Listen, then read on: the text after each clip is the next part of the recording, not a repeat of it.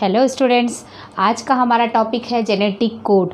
Genetic code को पढ़ने से पहले हम पिछली कक्षाओं में पढ़ी हुई बातों को थोड़ा सा रिवाइज कर लेते हैं। सबसे पहले ये बात देखते हैं कि रेप्लिकेशन क्या है। रेप्लिकेशन, डीएनए से डीएनए बनना क्या कहलाता है? रेप्लिकेशन कहलाता है। और डीएनए से एमआरएनए का बनना ट्रांसक्रिप्शन कहलाता है। हम पिछली कक्षाओं में ये पढ़ चुके हैं, है ना। तो डीएनए से डीएनए का बनना, डीएनए से डीएनए का बनना क्या कहलाता है? रेप्लिकेशन कहलाता है। ठीक है, डीएनए से डीएनए का बनना रेप्लिकेशन कहलाता है और डीएनए से एमआरएनए का बनना ट्रांसक्रिप्शन कहलाता है। तो डीएनए भी एक न्यूक्लिक एसिड है और डीएनए से डीएनए बनना न्यूक्लिक एसिड से न्यूक्लिक एसिड में परिवर्तन है, जबकि डीएनए से एमआरएनए बनना भी न्यूक्लिक एसिड में परिवर्तन है। ये भी राइबोन्यूक्लिक एसिड है और ये भी डीऑक्सीराइबोन्यूक्लिक एसिड है। तो डीएनए से डीएनए बनने में और डीएनए से एमआरएनए बनने में इनमें क्या होता है? चेन में कॉम्प्लीमेंटरिटी या अनुपूरकता पाई जाती है। डीएनए के एक स्ट्रैंड में यदि एडेनिन है तो अगले स्ट्रैंड में क्या होगा? थाइमिन होगा। यदि गुआनिन है एक स्ट्रैंड में तो अगला स्ट्रैंड साइटोसिन होगा। तो इसी तरह से डीएनए से एमआरएनए बनने में भी हम देखते हैं, डीएनए से यदि डीएनए में थाइमिन है तो एमआरएनए जो उससे ट्रांसक्राइब होगा वहाँ पर क्या होगा? एडेनिन होगा। यदि एडेनिन है तो वहाँ पर क्या होगा? यूरासिल होगा। साइटोसिन है तो गुआनिन होगा। तो इस तरह से हम देखते हैं कि डीएनए से डीएनए में बनने में और डीएनए से एमआरएनए बनने में इनमें अनुपूरकता पाई जाती है या कॉम्प्लीमेंटरिटी पाई जाती है। लेकिन एमआरएनए से जो प्रोटीन बनने की प्रक्रिया है या ट्रांसलेशन की प्रक्रिया, अनुवादन की प्रक्रिया है, इसमें यानी एमआरएनए पॉलीन्यूक्लियोटाइड चेन है, प्रोटीन की एक चेन है एमआरएनए जो है वो एक पॉलीन्यूक्लियोटाइड चेन है, न्यूक्लियोटाइड की चेन है, जबकि प्रोटीन क्या है? एमिनो एसिड की चेन है, पॉलीपेप्टाइड चेन। तो इसमें कोई कॉम्प्लीमेंटरिटी नहीं पाई जाती या अनुपूरकता नहीं पाया जाता है। माने पॉलीन्यूक्लियोटाइड की श्रृंखला से एमिनो एसिड की श्रृंखला बनती है ट्रांसलेशन के प्रोसेस में, यानी कि एमआरएनए से प्रोटीन का निर्माण होता है। तो इसमें किसी प्रकार का कोई कॉम्प्लीमेंटरिटी नहीं पाई जाती है। और यही बात जो है वो वैज्ञानिकों के मन में जिज्ञासा उत्पन्न कर दी कि इसमें कोई अनुपूरकता नहीं पाया जाता, फिर भी एमआरएनए के कोई भी बेस सीक्वेंस में चेंज होता है तो प्रोटीन की सीक्वेंस जो है वो चेंज हो जाती है, प्रोटीन परिवर्तित हो जाता है, प्रोटीन की रचना। तो क्या ऐसा माने कोई तो ऐसा कोड इसमें निहित होगा जो एमिनो एसिड के सीक्वेंस को तय करता है। तो यही बात जेनेटिक कोड की खोज की आवश्यकता को यही बात ने तय कर दी। तो वैज्ञानिकों ने फिर देखा कि 4 बेस के सीक्वेंस होते हैं, 4 बेस होते हैं न्यूक्लिक एसिड में, AUCG एमआरएनए में 4 बेसेस होते हैं। तो ये 4 बेस सबसे पहले सोचा गया कि 4 बेस में से प्रत्येक बेस जो है वो एक एमिनो एसिड को कोड करता हो, तो इसको सिंगलेट कोड कहा गया। तो यदि 4 बेस हैं और चारों बेस एक एक एमिनो एसिड को कोड करते हैं तो सिर्फ 4 एमिनो एसिड को कोड कर पाए। और हम जानते हैं कि हमारी बॉडी में 20 प्रकार के एमिनो एसिड पाए जाते हैं, तो बाकी के 16 एमिनो एसिड को कोड कौन करेगा, है ना। माने कैसे होगा बाकी के 16 एमिनो एसिड की कोडिंग कैसे होगी? तो इसलिए सिंगलेट कोड को मान्य नहीं किया गया। उसके बाद फिर वैज्ञानिकों ने देखा कि यदि 2 एमिनो एसिड मिलकर 2 बेस मिलकर एक एमिनो एसिड को कोड करते हों तो कैसा होगा। तो यदि 2 एमिनो एसिड, देखिए इस तरह से 2 स्थिति एमिनो UCAG, यदि 2 एमिनो एसिड लेते हैं UU, UC, UA, UG, इसी तरह से ये तो 2 एमिनो एसिड को लेने से टोटल कितने कॉम्बिनेशन बनते हैं? 16 कॉम्बिनेशन बनते हैं। मतलब यदि 2 एमिनो एसिड मिलकर, यदि 2 बेस मिलकर यदि एक एमिनो एसिड को कोड कर रहे हैं तो टोटल सिर्फ 16 एमिनो एसिड को उन लोग कोड कर पाए। लेकिन बाकी के जो 4 हैं, बाकी के 4 एमिनो एसिड को कोड नहीं किया जा सका। तो इसलिए ये डबलेट कोड भी क्या हो गया? अमान्य हो गया। उसके बाद आई 3 नाइट्रोजनस बेस यदि एक एमिनो एसिड को कोड करें तो इस बात की खोज की थी जॉर्ज गैमो ने। ट्रिपलेट कोड की खोज किस वैज्ञानिक ने दिया था? जॉर्ज गैमो ने। जॉर्ज गैमो नामक वैज्ञानिक ने ये कहा कि 3 बेस मिलकर एक एमिनो एसिड को कोड करते हैं। तो 3 बेस मिलकर एक एमिनो एसिड को कोड करते हैं। तो एमिनो बेसिस की 3 सिचुएशन लेकर यदि इस तरह से ये पुनेट स्क्वायर बनाया जाए और देखा जाए तो कितने कॉम्बिनेशंस बनते हैं, 64 कॉम्बिनेशंस बनते हैं। तो इसमें एक तरफ देखिए UCAG, UCAG, UCAG, UCAG, तो प्रत्येक ब्लॉक में 4 एमिनो एसिड बनते हैं और इस तरह से 16 ब्लॉक का कॉम्बिनेशन बनता है एमिनो एसिड्स का। तो ये एमिनो एसिड्स 64 एमिनो एसिड्स हैं जो कि 64 कोडॉन्स के द्वारा कोड हो रहे हैं। तो ये कहाँ से प्राप्त हुए, यहाँ से देखिए पहला U, यहाँ से ये U ले लिए तो U फिनाइल एलानिन को कोड करेगा, U और ये C, तो UC फिनाइल एलानिन को कोड करेगा, UA तो U और यहाँ से ये A, तो इस तरह से ये ल्यूसीन को एमिनो एसिड को कोड करेगा, UG, तो ये किसको कोड कर रहा है, ल्यूसीन को कोड कर रहा है। तो इस तरह से प्रत्येक 3 क्षारों का एक अनुक्रम जो है वो एक कोडॉन कहलाता है और ये 3 क्षारों का एक अनुक्रम ही एक किसी न किसी विशिष्ट एमिनो एसिड को कोड करता है। तो अपन क्या कहेंगे, जेनेटिक कोड क्या है, 3 नाइट्रोजनस बेस से बनी एक भाषा है जो किसी विशिष्ट एमिनो एसिड को कोड करने की क्षमता रखती है। जैसे AUG है तो वो मिथियोनाइन एमिनो एसिड को ही कोड करेगा, GUG है तो वो वैलिन को कोड करेगा।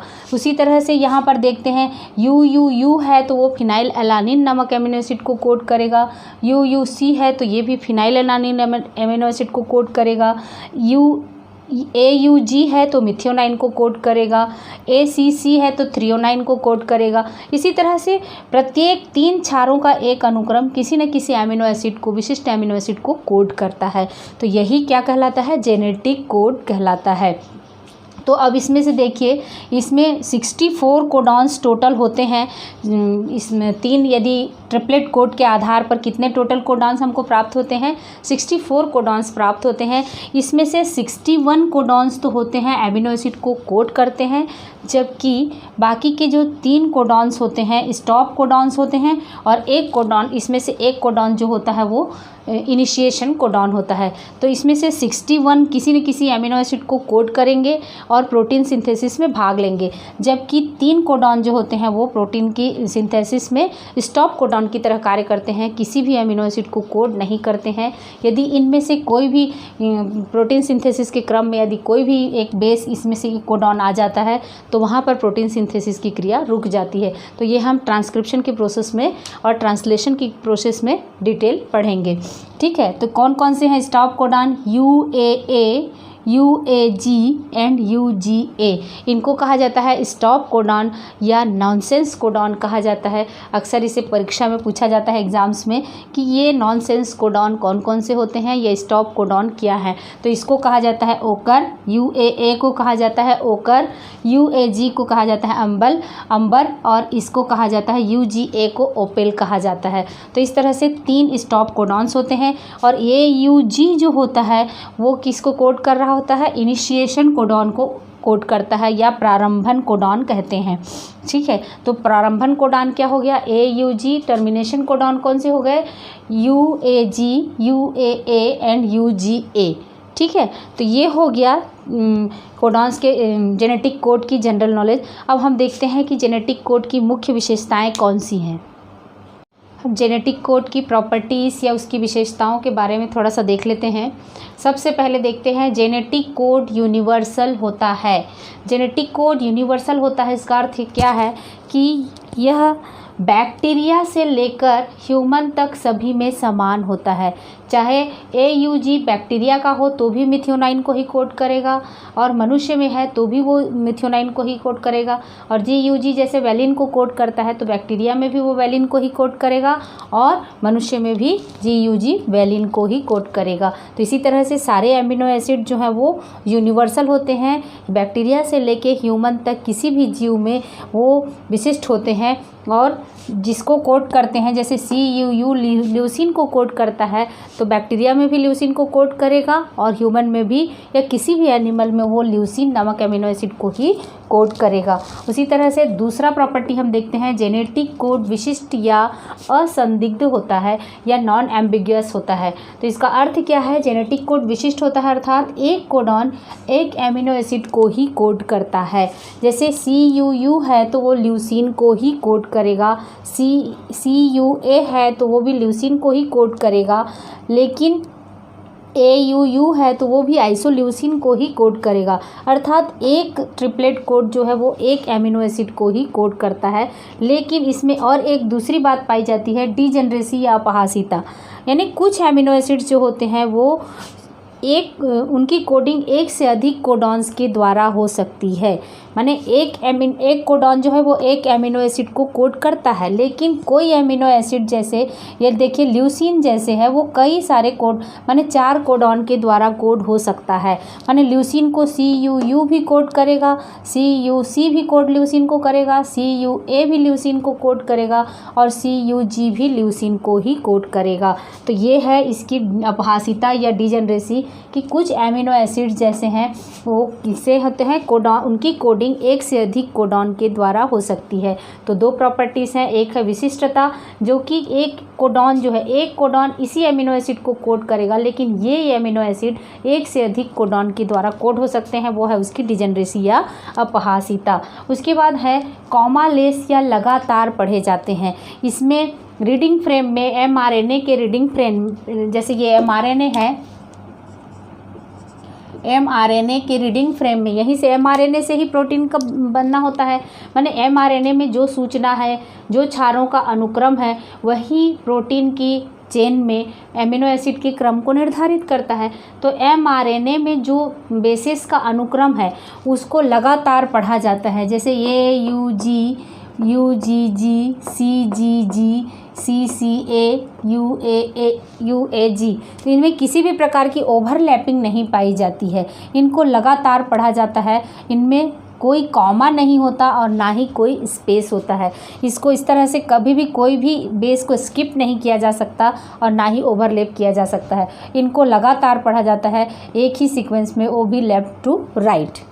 ठीक है, तो ये हो गया कॉमा लेस या लगातार, अर्थात सूचना इसमें निरंतर पढ़ी जाती है, कहीं कोई कॉमा नहीं होता, कोई स्पेस नहीं होता और इसको लगातार पढ़ा जाता है। इस तरह से AUG, GUAG, UUU, CCA इस तरह से लगातार पढ़ा जाता है।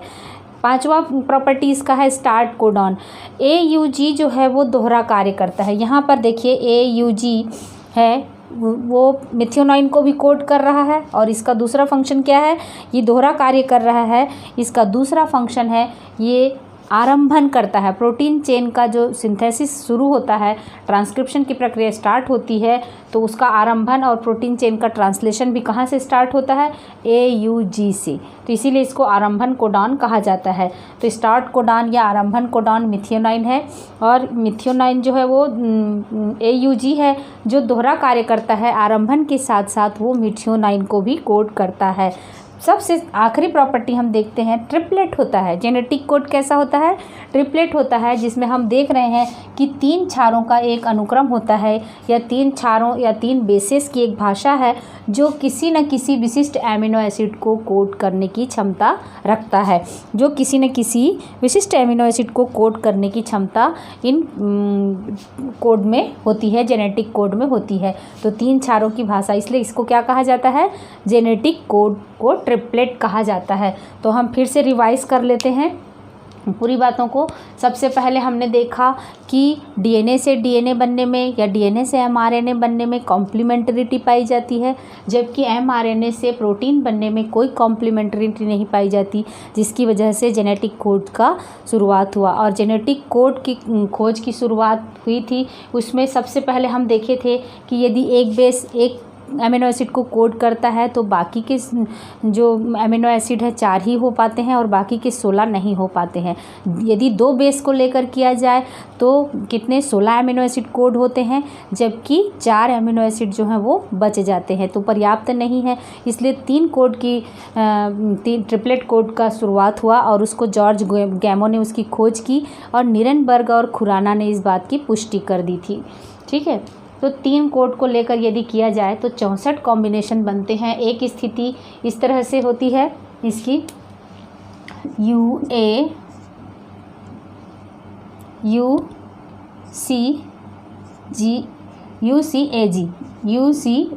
इस तरह से 3 स्थिति है। चारों का यदि ट्रिपलेट कोड लिया जाए तो UCAG एक पहली स्थिति है, दूसरी स्थिति है और ये UCAG तीसरी स्थिति है। तो इस आधार पर हमको 64 कोडॉन्स प्राप्त होते हैं जो 20 एमिनो एसिड को कोड करने के लिए सफिशिएंट होते हैं।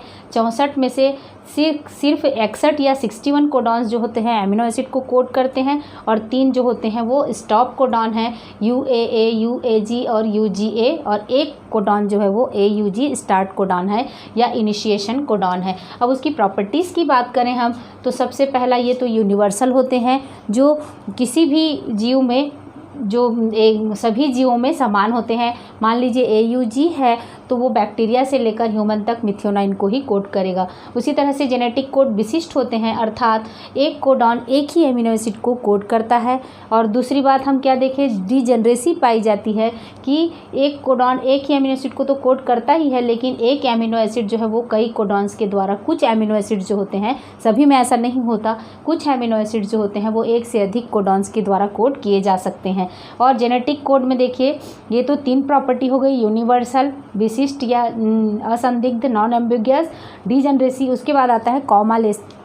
इसको लगातार सूचना को पढ़ा जाता है, इसमें किसी भी प्रकार का स्पेस या कॉमा नहीं होता है। स्टार्ट कोडॉन AUG होता है जो दोहरा कार्य करता है, एक तो आरंभन का भी कार्य करता है प्रोटीन सिंथेसिस का, और दूसरा क्या है इसका आरंभन के साथ साथ ये मिथ्योनाइन को भी कोड करता है।